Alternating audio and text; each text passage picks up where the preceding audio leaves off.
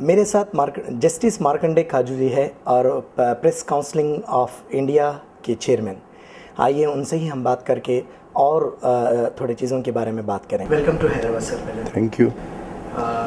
आपकी पहले जो ज़िंदगी थी, जस्टिफिकेशन पे जो ज़िंदगी थी, जस्टिस जो थी आप, उसके अलावा आप अब रिलैक्स में हैं। आप थोड़ा कुछ वो बताइए जो आपको जो हिंदुस्तान के अंदर बेहतर नज़र आ रहा। देखिए, हिंदुस्तान में बेसिक प्रॉब्लम है गरीबी। 80% या 75% पॉपुलेशन हमारी बड़ी गरीब है और बाकी सब प्रॉब्लम उसी से रिलेटेड, अनएम्प्लॉयमेंट, हेल्थ केयर, ये वो। और गरीब को कभी इज्जत नहीं मिलती है, ये दुनिया का तरीका है। तो आज हिंदुस्तान क्योंकि गरीब है, इसलिए हमको वर्ल्ड कम्युनिटी में इज्जत नहीं मिलती है। खासकर वेस्टर्नर्स हमको इज्जत नहीं देते हैं। हम हमारे मुंह पे नहीं कुछ कहेंगे, मगर वो लुक डाउन करते हैं क्योंकि हम गरीब हैं। गरीब को कभी इज्जत नहीं मिलती है। आप क्या किसी बेगर को इज्जत देते हैं? और अगर आप चाहते हैं कि आपको इज्जत मिले तो आपको इंडिया को बनाना होगा एक बड़ा पावरफुल इंडस्ट्रियल पावर, और वो तभी मुमकिन है अगर साइंस हिंदुस्तान के हर कोने कोने में पहुंचे। साइंस का मतलब सिर्फ फिजिक्स, केमिस्ट्री, बायोलॉजी नहीं है। साइंस का मतलब है साइंटिफिक आउटलुक, यानी लॉजिकल। हम लोग को मैसेज में लॉजिकल थिंकिंग डेवलप करनी है, साइंटिफिक रैशनल थिंकिंग। और ये जो पिछड़ापन है, जातिवाद, फिरका परस्ती और ये अंधविश्वास, इस सब को हमको ख़त्म करना है। तभी हम जाके एक खुशहाल मुल्क बना पाएंगे जहाँ हर इंसान को एक अच्छी ज़िंदगी मिलेगी। इसके लिए पूरा हमको कोशिश करनी है। सर, बरसों से हमने भी यही सुना कि आपको उर्दू से ज़्यादा लगाव है, मुशायरा से ज़्यादा लगाव है। कश्मीर के माहौल में आप रहते हुए यहाँ पर हिंदुस्तान में रहे, तो आपको मतलब उर्दू से कैसा लगाव है, किस तरीके से है? कुछ मुशायरा है या तो गज़ल, क्या? देखिए, उर्दू एक बड़ी महान भाषा है। उसको कुछ लोगों ने ये बताया कि ये मुसलमानों की ज़ुबान है और विदेशी ज़ुबान है, जो बिल्कुल झूठा प्रोपेगेंडा था। 1947 के पहले उर्दू सभी पढ़े लिखे लोगों की ज़ुबान होती थी, चाहे हिंदू, चाहे मुस्लिम, चाहे सिख, ईसाई, एजुकेटेड क्लास की, इन वास्ट पार्ट्स ऑफ इंडिया। बाद में ये जो डिवाइड एंड रूल पॉलिसी आई, जो अंग्रेज़ों ने शुरू करी कि हिंदू मुसलमानों को लड़वाना है, उसी का एक हिस्सा ये भी था कि हिंदी ज़ुबान हिंदुओं की, उर्दू ज़ुबान मुसलमानों की, ताकि हिंदू मुस्लिम लड़ें। जबकि मैंने बताया उर्दू सभी की ज़ुबान होती थी। मैं हिंदू हूँ, मेरे बाप दादा उर्दू ही में लिखते पढ़ते थे। आज जो हमारे प्राइम मिनिस्टर मनमोहन सिंह जी हैं, वो अपनी स्पीचेज उर्दू में लिखते हैं। उनको शायद हिंदी ठीक से लिखना नहीं आता। तो ये हम लोग सबकी ज़ुबान थी और बिल्कुल सेकुलर लैंग्वेज है। आप जो पढ़िए, गालिब, मीर, फिराक, फैज़, ये सब बिल्कुल सेकुलर राइटर्स थे। तो उर्दू के बारे में गलत फहमियाँ फैलाई गई। तो अब हम लोग एक उर्दू विरासत कारवां निकाल रहे हैं, जिसका मैं पेट्रन हूँ, और आसिफ आज़मी, ये भी दिल्ली के हैं, ये कन्वीनर हैं। हम लोग इसको लेके पूरे हिंदुस्तान में जा रहे हैं। ऑलरेडी हम लोग की मीटिंग हुई दिल्ली में, बॉम्बे में, भोपाल में, लखनऊ में।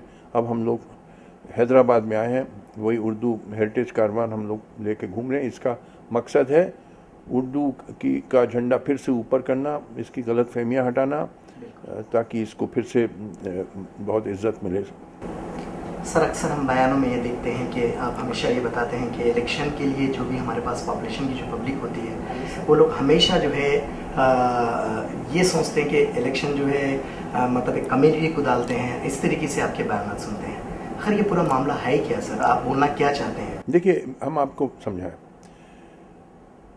डेमोक्रेसी जो है, लोकतंत्र जो है, it is a feature of industrial society. It is not a feature of feudal society.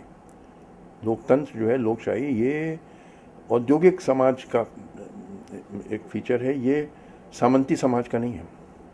अब जब हिंदुस्तान आज़ाद हुआ तो 1947 में, तो हिंदुस्तान सामंती समाज था, फ्यूडल सोसाइटी थी 1947 में। और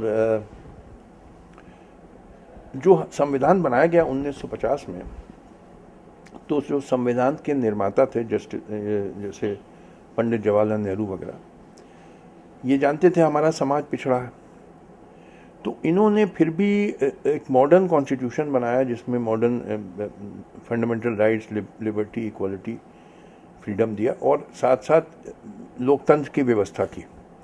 वो इसलिए कि उनका शायद इंटेंशन ये था कि हम डेमोक्रेसी इंट्रोड्यूस करेंगे, मॉडर्न इंस्टीट्यूशन इंट्रोड्यूस करेंगे, तो इस मॉडर्न कॉन्स्टिट्यूशन और मॉडर्न इंस्टीट्यूशन से हम ये अपने पिछड़े सामंती समाज को ऊपर उठा सकेंगे और आधुनिक मॉडर्न सोसाइटी बना सकेंगे। We will by this modern constitution lift up our backward society and make it a modern industrial society. ये इंटेंशन था और कुछ हद तक ये सफल भी हुआ, क्योंकि आज़ादी के बाद एक हेवी इंडस्ट्रियल बेस क्रिएट हुई इंडिया में, एजुकेशन बहुत फैली, लड़कियों में जो कभी नहीं होती थी बहुत, अब लड़कियां एजुकेट हो गई। मगर 1947 और आज के बीच कहीं ये जो सामंती तत्व थे, जो फ्यूडल एलिमेंट्स थे, उन्होंने हमारी डेमोक्रेसी को हाईजैक कर दिया and they have made it into an empty shell. यानी अब वोटिंग होती है on the basis of caste and religion, vote banks होते हैं कि 1 लाख हमारे यूपी बिहार में 1 लाख यादव वोट पड़ गए, 1 लाख हरिजन वोट पड़ गए, 1 लाख मुस्लिम वोट पड़ गए, 1 लाख पंडित वोट पड़ गए। भेड़ बकरी जैसे लोग वोट देते हैं, they vote like sheep and cattle. ये नहीं देखते हैं कि जो कैंडिडेट है अच्छा आदमी है कि बुरा है, पढ़ा लिखा है कि नहीं पढ़ा। 90% लोग वोट जो करते हैं, सब नहीं, 90% या 95% कास्ट और रिलीजन के बेसिस पे करते हैं। एंड सिर्फ ये मैं ब्लेम नहीं करूँगा अनपढ़ लोगों को, एजुकेटेड क्लास। मैं 20 साल वकील रहा इलाहाबाद हाई कोर्ट में, क्या देखा मैंने, 90% लॉयर जब हाई कोर्ट बार एसोसिएशन का इलेक्शन होता है for electing president, vice president, secretary वगैरह, Pandit lawyers would vote for Pandit candidate, Yadav lawyers would vote for Yadav candidate, Kayastha lawyers would vote for Kayastha candidate. बताइए ये पढ़े लिखे लोगों का हाल है। इलाहाबाद यूनिवर्सिटी का मैं स्टूडेंट था, उसमें एक प्रोफेसर थे फिजिक्स के, head of department of physics, वो लीडर थे कायस्थ लॉबी के इन इलाहाबाद यूनिवर्सिटी, और एक प्रोफेसर हिस्ट्री डिपार्टमेंट में थे, वो लीडर पंडित लॉबी के थे। अब बताइए प्रोफेसर्स भी कास्टिस्ट हैं, तो ये समाज बड़ा पिछड़ा है। तो भाई देखिए ये लोग, democracy was not meant to be run in this manner, कि आप देखते नहीं हैं कि जो कैंडिडेट है अच्छा है बुरा, आप उसको वोट दे देंगे क्योंकि वो आपकी कास्ट का है। इसीलिए इतने क्रिमिनल बैकग्राउंड के लोग पार्लियामेंट में आ गए हैं और स्टेट लेजिस्लेचर में आ गए, क्योंकि आप लोग मेरिट देखते नहीं है कि अच्छा आदमी है बुरा। आप सीधा सीधा ये बता रहे हैं कि पब्लिक को एजुकेशन रह के भी, जो पढ़े लिखे नहीं है या पढ़े लिखे रहते भी, वो अपने नेता को सही तरीके से चुन नहीं पा रहे। हाँ, वो जात और मजहब के आधार पर चुनते हैं, चाहे वो आदमी करप्ट हो चाहे क्रिमिनल हो, इसकी कोई परवाह नहीं है। मेरी जात का, ये मेरी मजहब का, सीधे सीधे भेड़ बकरी जैसे आप वोट, तो you won't like sheep and cattle. तो इसीलिए मैं तो वोट देने जाता नहीं, मेरे वोट का कोई रेलेवेंस नहीं है, क्या फ़ायदा मेरा वोट देना, कोई अहमियत नहीं है मेरे वोट की। जब 1 लाख यादव वोट पड़ गए, 1 लाख हरिजन वोट पड़ गए, 1 लाख मुस्लिम वोट पड़ गए, तो मेरा एक वोट का क्या मतलब, इट मीन्स नथिंग। तो मैं चुपचाप से घर बैठता हूँ। Democracy was not meant to be run in this manner. Democracy presumed an honest vote, कि आप अच्छा ईमानदार आदमी, पढ़े लिखे आदमी को वोट देंगे। यहाँ तो बिल्कुल जातिवाद और मजहबवाद उस पर चली गई डेमोक्रेसी, फ्यूडल्स ने हाईजैक कर ली democracy and they have made it an empty shell. खोखली हो गई ये लोकतंत्र का इस तरह से चलना था कि भाई वोट बैंक्स क्या होता है, caste vote banks, religion vote banks, ये नहीं देखते हैं कि आदमी अच्छा है बुरा है, कुछ नहीं देखते हैं। क्रिमिनल भी हो आप, फूलन देवी हो गई थी एक मेंबर ऑफ पार्लियामेंट हमारे यूपी की, डकैत बड़ी भारी, कितने 20 लोगों को मर्डर कर दिया था, मगर क्योंकि पिछड़ी जात की थी और उस कॉन्स्टिट्यूएंसी में पिछड़े लोग मेजोरिटी में थे, मेंबर ऑफ पार्लियामेंट हो गया। ये अन्ना हजारे जो आए हुए हैं और कोई पार्टी आई हुई है, क्या ये पार्टी हिंदुस्तान को न्याय कर पाएगी? अभी जो कुछ नहीं कर पाएगी। ये जो आम आदमी पार्टी बनाई है अरविंद केजरीवाल ने, मैं अरविंद केजरीवाल से एक बस सवाल पूछूंगा, कौन सी जात की पार्टी है? जात बताओ, ये मत कहो कि ईमानदार लोगों की पार्टी है, उस पर वोट नहीं मिलेगा, जात पे मिलता है। यादवों की पार्टी है तुम्हारी पार्टी, कि हरिजनों की है, कि मुस्लिम्स की है, किसकी जात या मजहब बताओ, वरना वोट नहीं मिलेगा। तो ये सब ड्रामा करो कि साहब ईमानदार लोगों की पार्टी, वोट नहीं मिलता, इस पे वोट नहीं पड़ता, जात तो बिरादरी पे पड़ता है वोट, तो इट इज़ ऑल नॉनसेंस, इस सब पे कुछ नहीं वोट मिलेगा।